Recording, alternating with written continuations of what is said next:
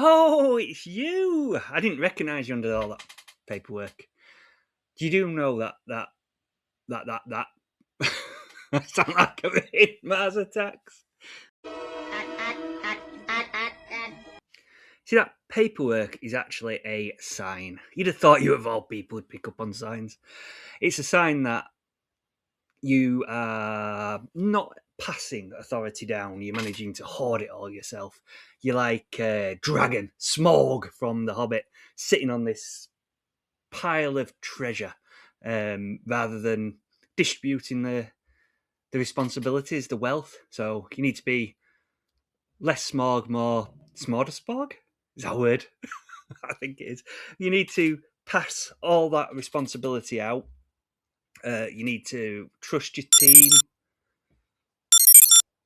show empathy. Just a minute. New here. Okay, beam me up.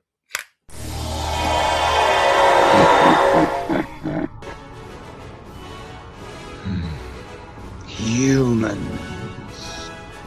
They do not understand. They permit their people's mouths to flap endlessly. They mistake noise for wisdom. They mistake chatter for strength. But we of the Atarians, we know the truth. Heavy is the mandible. Silence is power. Heavy is the Human perspective resumed. Is this where you have a go at me for not delegating? I would have. I keep employing these new people. All of them I give the new, nice, crisp red uniform to, and none of them seem to show up again. That's it. Gone. Vanished. It's as though they've been beamed up into the ether. Push authority down is actually a kind of a biggie for me. It's something I struggled with when I had my sign company. What used to happen was whenever quotes came in, whenever work needed to be doing, I was always that person who signed everything off. I was always the person that just signed off the quotes. I was the person that made sure everyone was ready for the next day. And it all just kept piling up and up and up. And I didn't realise it was creating more and more pressure on me, that I wasn't actually pushing the business forward. It was just managing the day-to-day working of the organisation when people were perfectly capable of doing it themselves. So eventually it broke. I mean, it had to break. If you keep growing and growing and growing, I'm a finite resource. There's only so far that I could take the organisation. So I started trusting my staff more. There was problems, big problems, just to start with, but we got over them. One of the ones that I remember was we were doing a vinyl sign for the fish shop, and I think it was the first one I didn't check, and I was walking past it in the evening, and I saw this sign along the bottom of the window, and it's supposed to have said "where quality counts," but they've spelt it W-E-R-E, W-E''re. We are quality counts. Them they're having a chuckle, and it dawned on me, that's my sign. We did that. Oh no! Quick, pull it down. We had to quickly resolve that. Do it again, but we learnt from the experience. We handled it well enough with the customer, and they didn't make the mistake again. We got there. You'll make mistakes, but I'd have made mistakes anyway. So I think the turning point for me when I was running my company and I was feeling more and more stressed is I started watching a lot of TED Talks, and I came across one that really resonated. It was by a guy called David Marquet. He was a ex-naval captain, He was always someone who was going to excel in his field. He was top of his class when he was going through, and he was always ready to take charge of a specific submarine called the Olympia. So he'd constantly been trained to be captain of the Olympia. He knew it inside out. Anything you wanted to know about the Olympia, David Marquet could tell you about it. One problem. Something went wrong on the Santa Fe. Now, the Santa Fe was the worst boat in history. It was dreadful. Hardly anybody seemed to enjoy their time on the Santa Fe. There's so many dropouts, and they said, "Look, we've no one to replace it. You're going to have to be captain of the Santa Fe." Reluctantly took this role, so he's there at the captain's deck place. I'll pretend I know what I'm talking about. Do that fool you? And they're ready to set off. And he says, "Right, ahead, 2/3 impulse." We might be on the Starship Enterprise here. And the second in command shouts, "Ahead, 2/3 impulse." And nothing happens. So he turns to his second in command and says, "Did you hear my order?" And he says, "Aye, sir." He says, "We're not moving at 2/3 impulse." He says, "No, sir." And he says, "Why not?" And he said, "This is a certain class of submarine. We don't have 2/3 impulse on this." He said, "Well, why did you give the order?" And he said, "Because you told me to." And he realized right then this was going to be a problem, because the whole ship, the whole navy was set up so information kept passing to the captain and he made all the decisions. So the problem was he knew nothing about the boat or the sub. So what they decided to do, they had this team meeting, and the decision was, right, you get out of the way. And then from that, people who had been trained on the submarine were able to use their intuition to actually make decisions themselves. And so it went from being the worst ship in the history of the Navy to be the one that ended up winning all the awards with flying colours. They got the most number of captains came from the same ship, and they started to redo the whole way submarine training was done, all because of this chap called David Marquet. The reasoning being that if he could create a ship that had 100 heads thinking, acting, and behaving independently, then he could beat any that relied on all the information going up and then back down again. You could be agile, you could be fast, you could get things done. I think a good example of exactly the same story, well, it's not exactly the same story, has no submarines in it whatsoever, is one I like to call Tim Burton and his Batman nightmare. You didn't know I had guest appearances on here. Who's this? Who's this? There's people everywhere. I'm Batman. I think people everywhere might be a bit of a stretch, Jack. A few more. We need to like and subscribe for that to happen. But why are you here? What is it you want to talk about? What stories do you want to tell?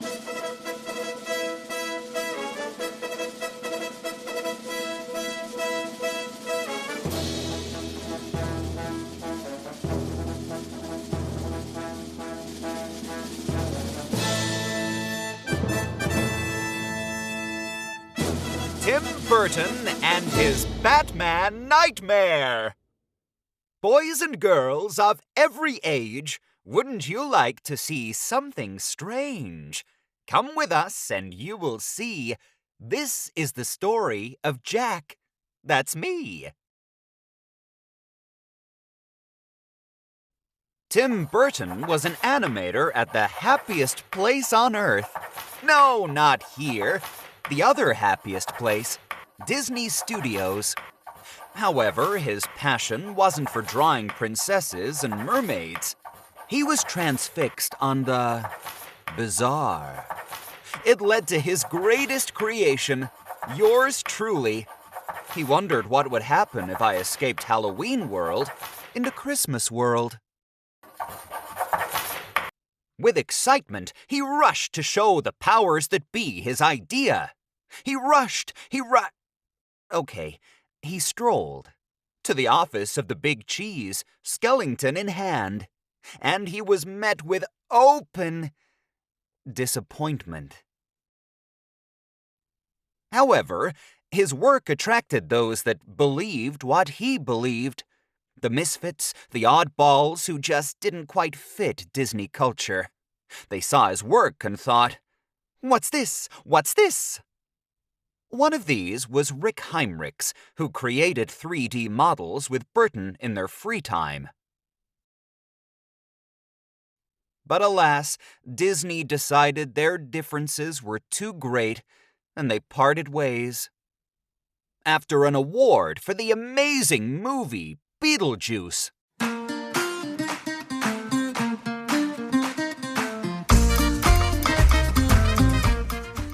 Burton landed his big blockbuster movie.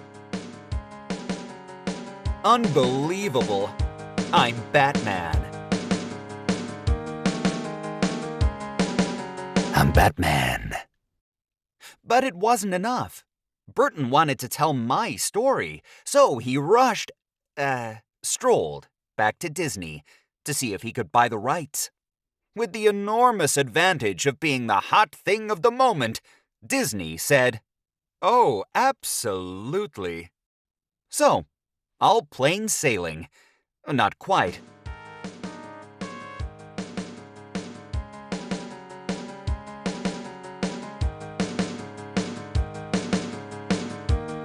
Warner Brothers approached regarding the sequel to Batman at the same time. Burton had a solution. His friends from Disney, especially Heinrichs, understood Burton's vision and had the competency so could execute as if Burton was there. Thanks, guys. This is where I hand you back over. I'm Jack Skellington. I'm Batman.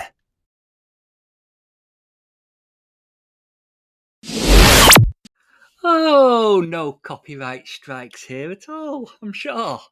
No problems.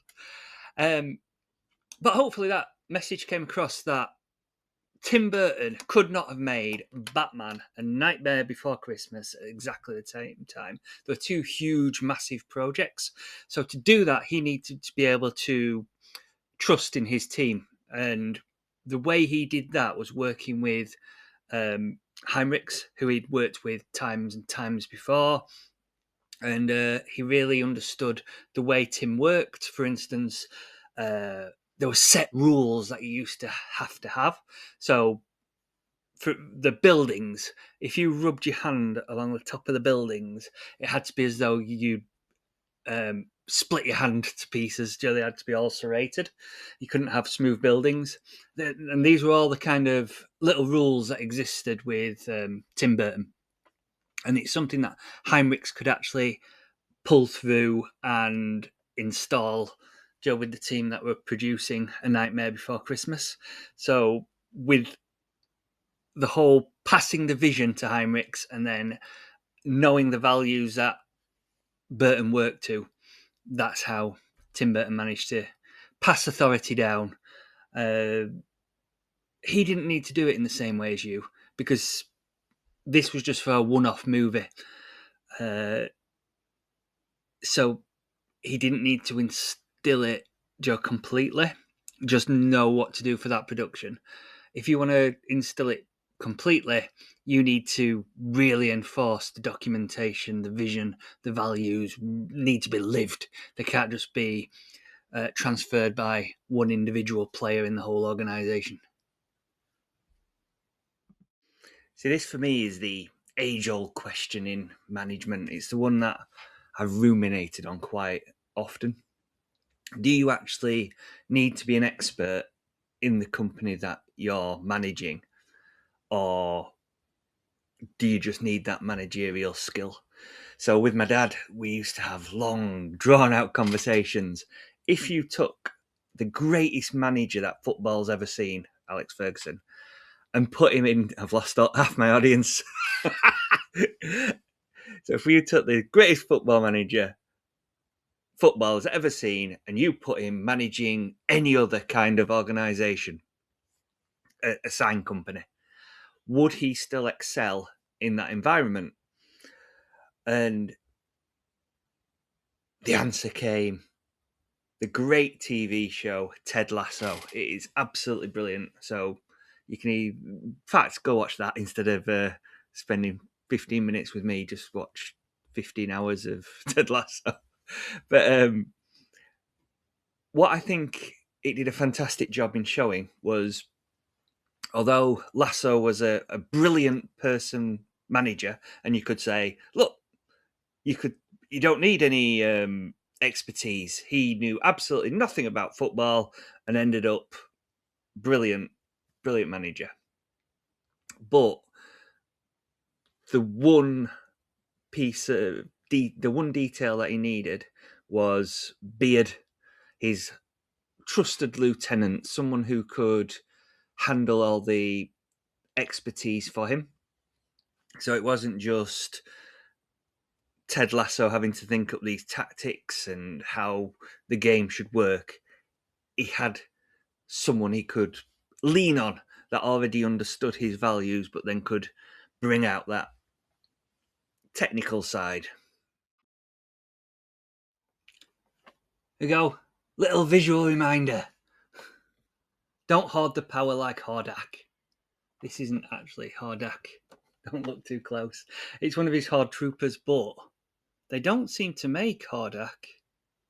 They do make Clamp Champ, who nobody's heard of. I have watched so many episodes of He-Man and not one person has heard of it.